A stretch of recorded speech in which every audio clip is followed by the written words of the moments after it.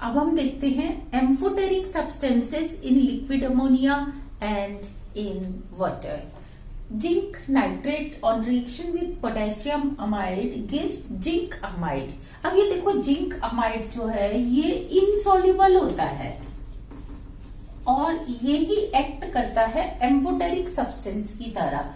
जब आप इसकी रिएक्शन बेस से कराते हैं, देखो दोबारा आपने किससे रिएक्शन करा दी, KNH2 से। KNH2 क्या है, पोटेशियम अमाइड बेस है, तो इट मीन्स ये बेस से रिएक्शन कर रहा है, तो ये खुद कैसे एक्ट करेगा, एसिड की तरह एक्ट करेगा। And it gives potassium tetra amido zincate 2। ये टेट्रा अमीडो है, NH2 है, NH2 नेगेटिव, जिंक पे +2 है, तो पूरे के ऊपर कितना चार्ज हो जाएगा, -2, और ये पोटेशियम +2 इसको बैलेंस करेगा। सिमिलर वे में ये जो जिंक अमाइड है, ये जिंक अमाइड है, इसकी रिएक्शन हम एसिड से करा दें, ध्यान दो। तो जब ये एसिड से रिएक्शन करेगा अमोनो एसिड से, तो ये खुद कैसे एक्ट करेगा, बेस की तरह एक्ट करेगा और ये बना देता है जिंक क्लोराइड +4 अमोनिया। तो इट मीन्स जिंक अमाइड जो कि इनसॉल्युबल था, इन दोनों से रिएक्शन कराई थी, ये एम्फोटेरिक सब्सटेंस है, एसिड से भी रिएक्ट करता है, अमोनो एसिड से, और अमोनो बेस से भी करता है। और जब ये वाला सॉल्ट बनता है ना, तो ये होता है वाटर सॉल्युबल। अच्छा, अगर हम इसको वाटर से कंपेयर करें तो वाटर में यही काम जिंक हाइड्रोक्साइड करता है। जिंक हाइड्रोक्साइड की रिएक्शन जब हम पोटेशियम हाइड्रोक्साइड से कराते हैं, यानी कि बेस से, जो वाटर में बेस है, तो ये कैसे एक्ट करेगा, एसिड की तरह एक्ट करेगा और ये देता पोटेशियम जिंकेट प्लस वाटर। लेकिन जब हम इसकी रिएक्शन एसिड से कराते हैं, देखो 2HCl से करा दी, तो ये एसिड है, यहाँ पे ये बेस था, यहाँ ये एसिड है, तो ये खुद कैसे एक्ट करेगा, बेस की तरह एक्ट करेगा और ये देता है जिंक क्लोराइड प्लस वाटर। तो इस तरीके से हम ये एग्जांपल देखते हैं amphoteric substances in liquid ammonia and in water. Now we will see reactions of ammono acids. जैसे आप जानते हैं वाटर में HCl एसिड की तरह एक्ट करता है और सारे एसिड्स मेटल से अलग टाइप की रिएक्शन करते हैं। मेटल से रिएक्शन करके क्या देते हैं, हाइड्रोजन गैस। ये एक कैरेक्टरिस्टिक प्रॉपर्टी है एसिड की कि acid on reaction with metal give hydrogen gas. या ये कैरेक्टरिस्टिक प्रॉपर्टी है सोडियम की या एल्कली मेटल्स की कि वो एसिड के साथ रिएक्शन करके हाइड्रोजन गैस देते हैं। सिमिलरली ऑक्साइड्स एसिड के साथ रिएक्शन करके वाटर प्लस सॉल्ट देते हैं। और अगर आपने सिलेनाइड ले लिया, मैग्नीशियम सिलेनाइड, HCl के साथ रिएक्शन कराएं तो ये मैग्नीशियम क्लोराइड और सिलेन SiH4 देता है। और सोडियम आर्सेनाइड की रिएक्शन अगर हम HCl से कराएं तो हमें सोडियम क्लोराइड प्लस आर्सीन मिलता है। ASH3 को हम आर्सीन कहते हैं। तो यहाँ हम 3 मॉलिक्यूल ले लेते हैं और यहाँ हम 2 मॉलिक्यूल ले लेते हैं। 2 नहीं 4, यहाँ पे 4 मॉलिक्यूल होंगे, 2 इसके बनेंगे और 1 उसका बन जाएगा। तो ये मैंने इस इक्वेशन को क्या किया, बैलेंस करके भी लिख दिया। लेकिन ये तो थी रिएक्शन वाटर में जो एसिड है उनसे, लेकिन हमें पढ़नी किसकी है, अमोनो एसिड की। मीन्स अगर मैं ये वाले एसिड की जगह अमोनो एसिड ले लूं तो देखो NH4Cl क्या होता है, ammono acid, NH4Cl ammono acid, NH4Cl ammono acid, और ये भी मैंने ले लिया NH4Cl अमोनो एसिड और इन्हीं सब्सटेंस से रिएक्शन कराई। तो क्योंकि ये एसिड है, एल्कली मेटल से रिएक्शन करके हाइड्रोजन गैस तो देगा ही देगा, लेकिन साथ में क्या बनता है, NH3, और ये NaCl एज सच बनता है। तो देखो अगर आपने HCl की रिएक्शन याद कर लिया, समझ ली, तो अमोनो एसिड की रिएक्शन याद करना बहुत ही आसान है। अच्छा, अब आपने यहाँ रिएक्शन कराई ऑक्साइड की, तो यहाँ पे sodium chloride plus H2O plus ammonia बनेगा और इस केस में बिल्कुल सेम रिएक्शन होगी और यहाँ आपको मिलने वाला है अमोनिया। आप इसके वाटर मॉलिक्यूल्स देख सकते हो, यहाँ पे अमोनिया के मॉलिक्यूल्स यहाँ पे 4 बनेंगे और इस केस में अमोनिया मॉलिक्यूल बनेंगे 3। तो इस तरीके से हम अमोनो एसिड्स की रिएक्शंस को देखते हैं। सिमिलरली हम देख सकते हैं रिएक्शंस ऑफ अमोनो बेसिस। अमोनो बेसिस से पहले हम उन बेस की रिएक्शन देखेंगे जो वाटर में एज ए बेस है। तो देखो KOH क्या है, वाटर के लिए बेस होता है। तो पहले हम इसकी रिएक्शंस को समझते हैं, फिर हम लिक्विड अमोनिया या अमोनो बेस की रिएक्शन को समझेंगे। Silver nitrate on reaction with KOH gives silver hydroxide का precipitate plus KNO3। Similarly PbI2 on reaction with KOH gives lead hydroxide plus 2 molecules of Ki. Bismuth iodide gives bismuth hydroxide and mercuric iodide gives mercuric hydroxide.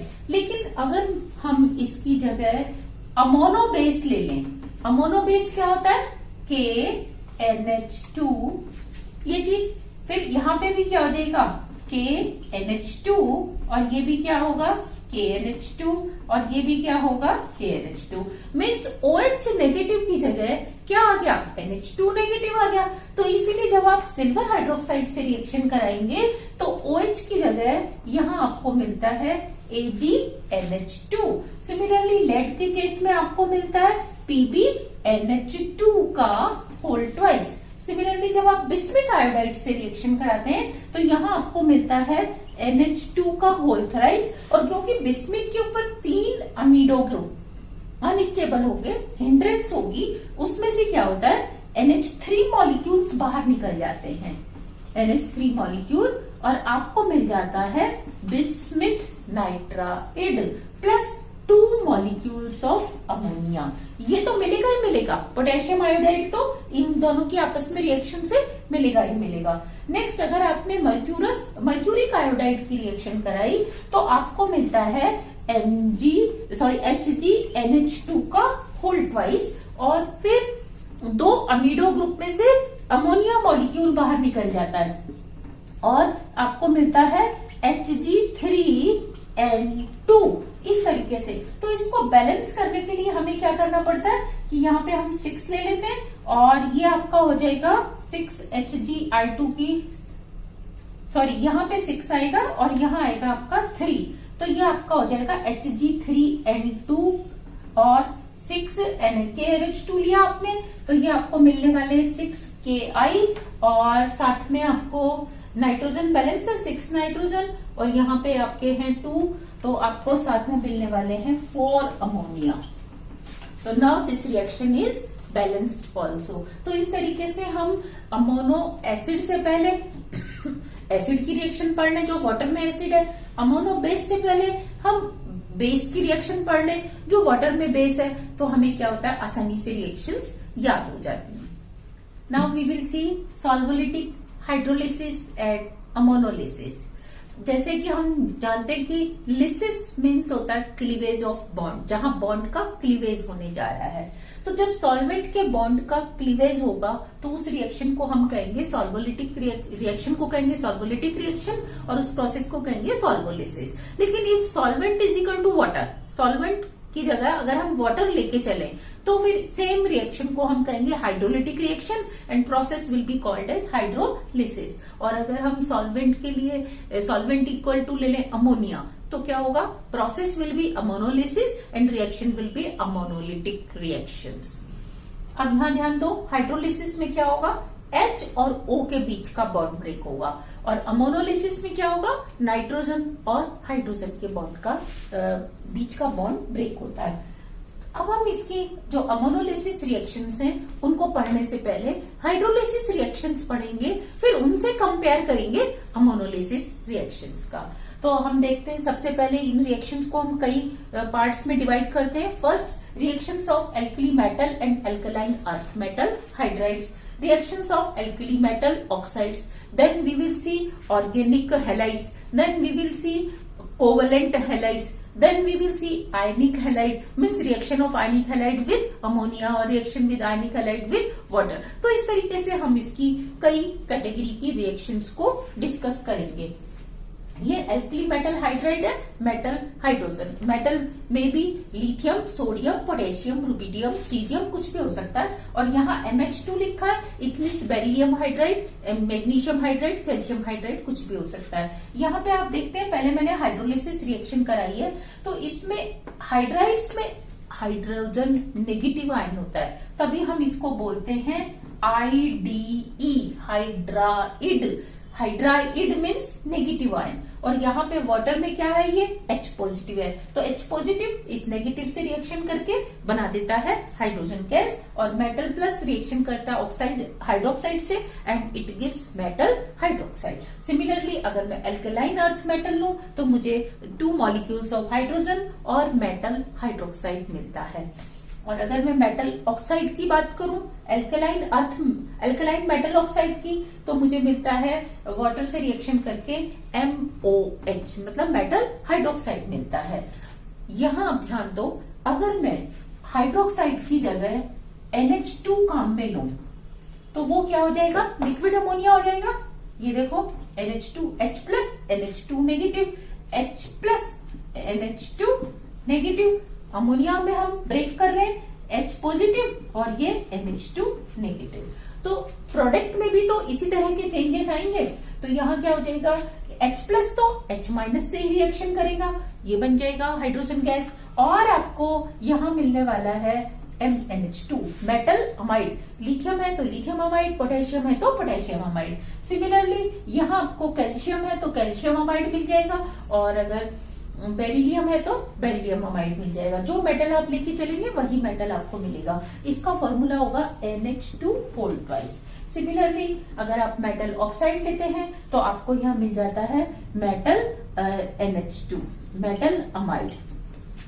तो ये आपने देखा, water की reaction समझते ही हमें ammonia की reaction easily समझ में आ जाती है। सॉल्वोलिसिस रिएक्शंस में ही हम क्या देखते हैं कि अगर सिलिकॉन क्लोराइड या जो कि कोवलेंट हैलाइड है, इसकी रिएक्शन हम वाटर से कराते हैं तो 4 वाटर मॉलिक्यूल रिएक्शन करते हैं, H और O के बीच का बॉन्ड ब्रेक हो जाता है, आपको मिलता है silicon hydroxide and 4 molecules of HCl। लेकिन जब हम इसकी अमोनिया से रिएक्शन कराते हैं तो अमोनोलिसिस होता है, तो फर्स्ट तो आपको SiNH2 होल 4 मिलता है प्लस 4 HCl मिलते हैं, बिल्कुल उसी की तरह जैसे वाटर से रिएक्शन होती है। लेकिन अगर हम इसको 273 केल्विन पे रखते हैं तो हम क्या देखते हैं कि सिलिकॉन NH और NH2 का होल ट्वाइस, ये आपको कंपाउंड मिलता है, जिसमें आप देखेंगे कि ये -1 -2 और NH के ऊपर -2, तो सिलिकॉन के +4 को बैलेंस कर रहे हैं, तो एक अमोनिया मॉलिक्यूल क्या होता है, बाहर आ जाता है। सिमिलरली अगर मैं इसको 373 तक केल्विन तक हीट करूं तो क्या होगा, एक और अमोनिया मॉलिक्यूल बाहर आ जाएगा और आपको मिलता है SiNNH2, क्योंकि नाइट्राइड के ऊपर क्या है -3 और NH2 के ऊपर -1 चार्ज है। फिर इसको अगर 1173 तक गर्म करते हैं तो आपको मिलता है सिलिकॉन नाइट्राइड के साथ अमाइड। ये देखो 2 ले लिए है मैंने होल्ड वाइज, सिलिकॉन के ऊपर +4, नाइट्रोजन के ऊपर -3, तो ओवरऑल पॉजिटिव 1 बचेगा, दूसरे के ऊपर भी +1 बचेगा। उसको सेटिस्फाइड किसने कर दिया, अमाइड NH2, इमाइड NH2, NH-2 ने इसको बैलेंस कर दिया। नेक्स्ट अगर मैं इसको 1473 तक गर्म करती हूँ तो मुझे मिलता है सिलिकॉन नाइट्राइड। तो इसी तरीके से हम क्या कर सकते हैं, बोरोन क्लोराइड की रिएक्शन करा सकते हैं अमोनिया से। तो पहले क्या होगा, एक क्लोरीन का अमोनोलिसिस होगा और आपको मिलेगा NH2 प्लस साथ में मिलेगा NH4Cl।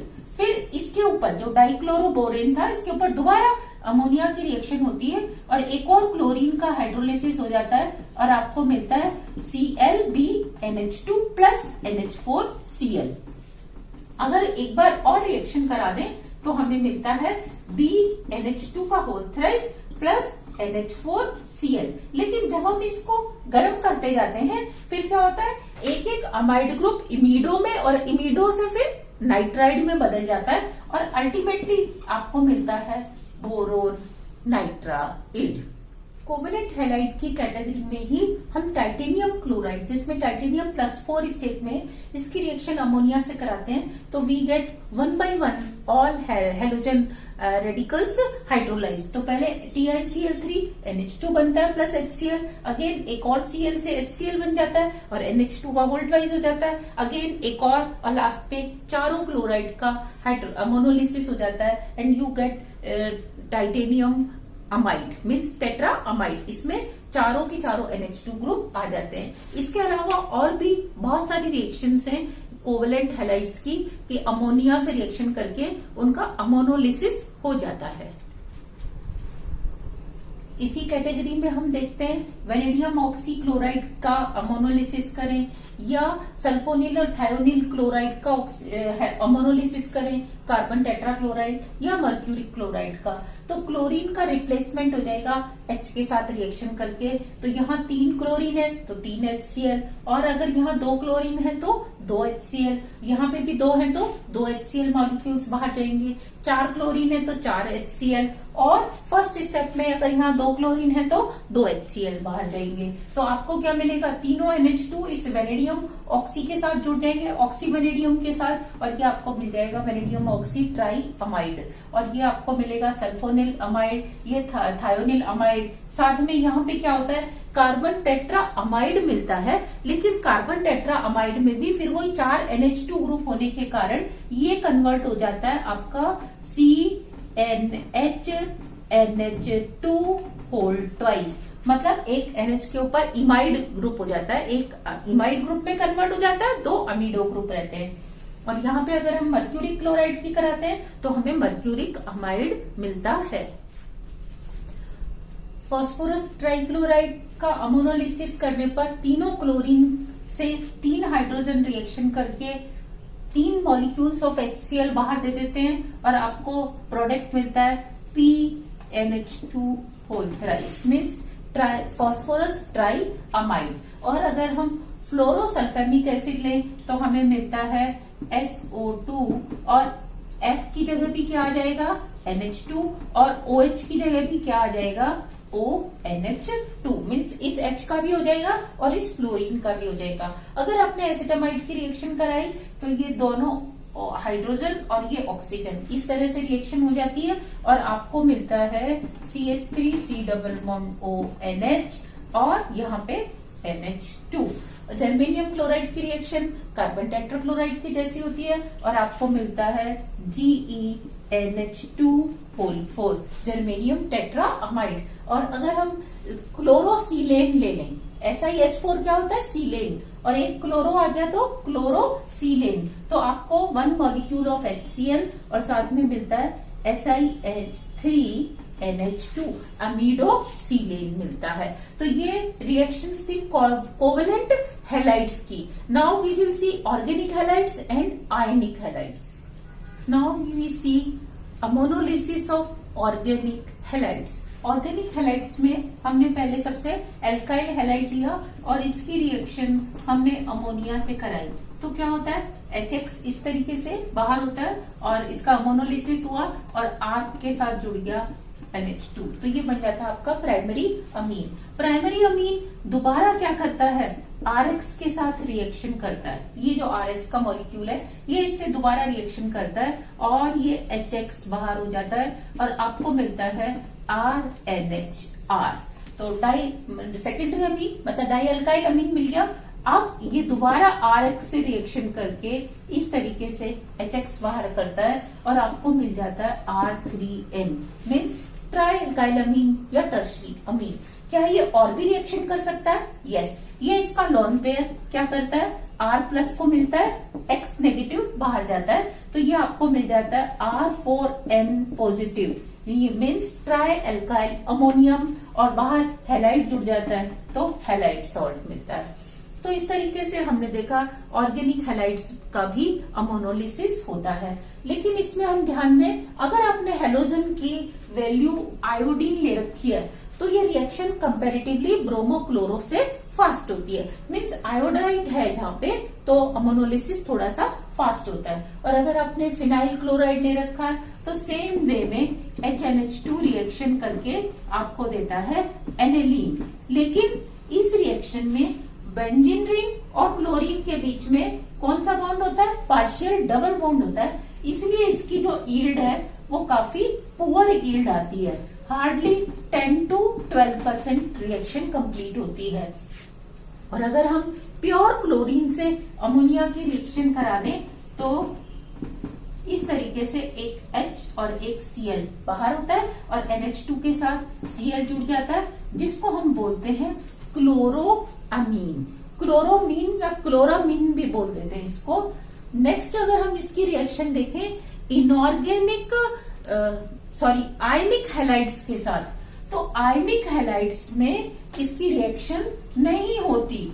आयनिक हैलाइड्स में अगर आप लेते हैं तो इसकी रिएक्शन नहीं होती। जैसे आप सोडियम क्लोराइड की रिएक्शन अमोनिया से कराने लगोगे तो इसकी रिएक्शन नहीं होगी। तो ionic halides generally do not react. तो ये थी सॉल्वोलिटिक या अमोनोलिसिस रिएक्शंस, हमने जिसमें ऑर्गेनिक हैलाइड और साथ में हमने कोवलेंट हैलाइड और मेटल हाइड्राइड्स, मेटल ऑक्साइड्स सबकी रिएक्शंस को डिस्कस किया।